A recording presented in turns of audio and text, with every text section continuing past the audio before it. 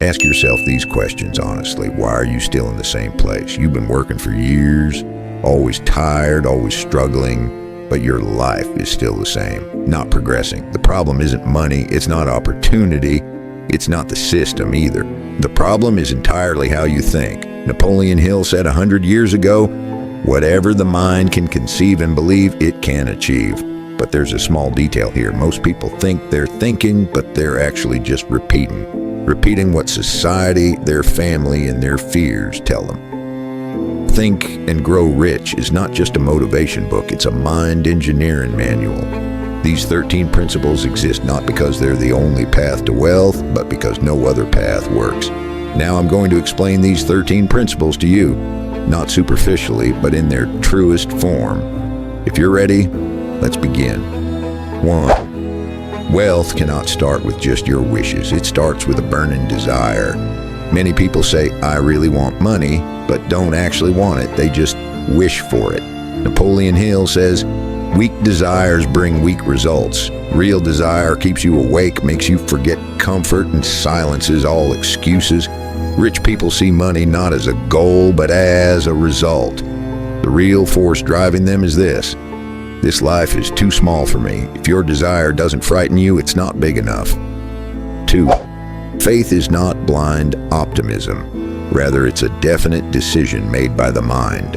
While many people refuse to believe before achieving, truly successful people start many things with unshakable faith.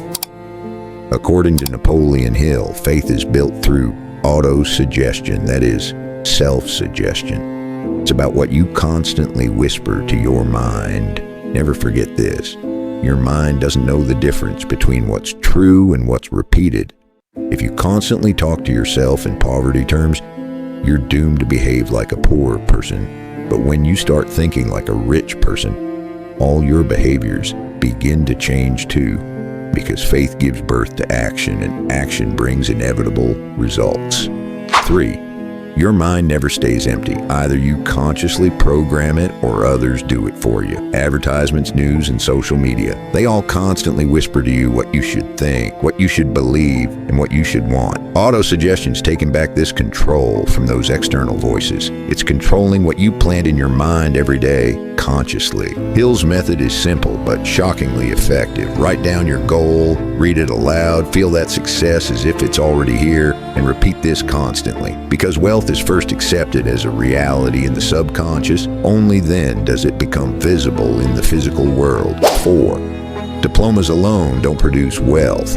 What produces wealth is specialized knowledge. Napoleon Hill emphasizes specific and applied knowledge rather than general knowledge. Don't forget this. Rich people don't know everything, but they know one thing very well. They figured out how to sell that specific knowledge, how to scale it, and most importantly, how to turn it into real value. In today's world, financial freedom is earned within the knowledge economy, because knowledge, when used correctly, is the world's most powerful leverage 5. The greatest wealth in the world was once just an idea. Those giant companies were first a dream in someone's mind. Napoleon Hill talks about 2 types of imagination here. Synthetic imagination, which combines existing ideas, and creative imagination, which brings forth what never existed. Never forget this. Wealth doesn't start with logic, only with imagination. Logic is merely a tool to build that dream. A person who doesn't build their own dream is doomed to work like a slave for someone else's dream their entire life. 6. Desire, no matter how burning, is not enough by itself. A plan to give it flesh and bones is essential. But what's meant here is not a perfect plan that can never be achieved, but a living and flexible plan. Napoleon Hill's words here are worth their weight in gold. If the plan fails, change the plan, not the goal. While many people give up at the first obstacle, those who reach wealth are simply those who change direction. For them, failure is not a problem, it's just feedback to update the plan.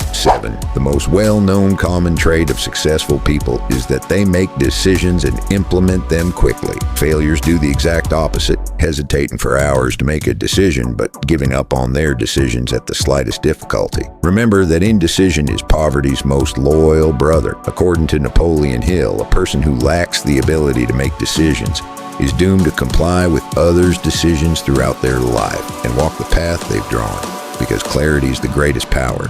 8. Most people give up in the final stretch. Persistence is the test of desire. Hill doesn't mention Edison's example for nothing. He continued not because of thousands of failed attempts, but for one correct result. Persistence is a matter of character. No great fortune has been built alone. Mastermind, common goal, common vision, common energy. Wrong environment is silent sabotage. Wealth is contagious. So is poverty. 9. This energy Hill's most misunderstood principle is creativity, discipline, and focus. Uncontrolled energy disperses. Directed energy produces wealth. 10. The subconscious stores beliefs, manages habits, and determines your identity. You reap what you sow. 11. Your mind is like an antenna. If you catch the right frequency, the right ideas come. Silence, focus, and thinking. It's no coincidence that the wealthy love being alone. 12. Your mind is like an antenna. If you catch the right frequency, the right ideas come. Silence, focus, and thinking. It's no coincidence that the wealthy love being alone. 13. This intuition is the result of experience, consciousness, and mental discipline. The sixth sense is the combination of all principles. These 13 principles are not knowledge, they're responsibility. You can no longer say you don't know, nor can you ignore them. Wealth is not a right, it's a result. If you apply these principles, life changes. If you don't, everything stays the same. In the next video, I'll explain how to turn these principles into daily life. Subscribe, because this journey is just beginning.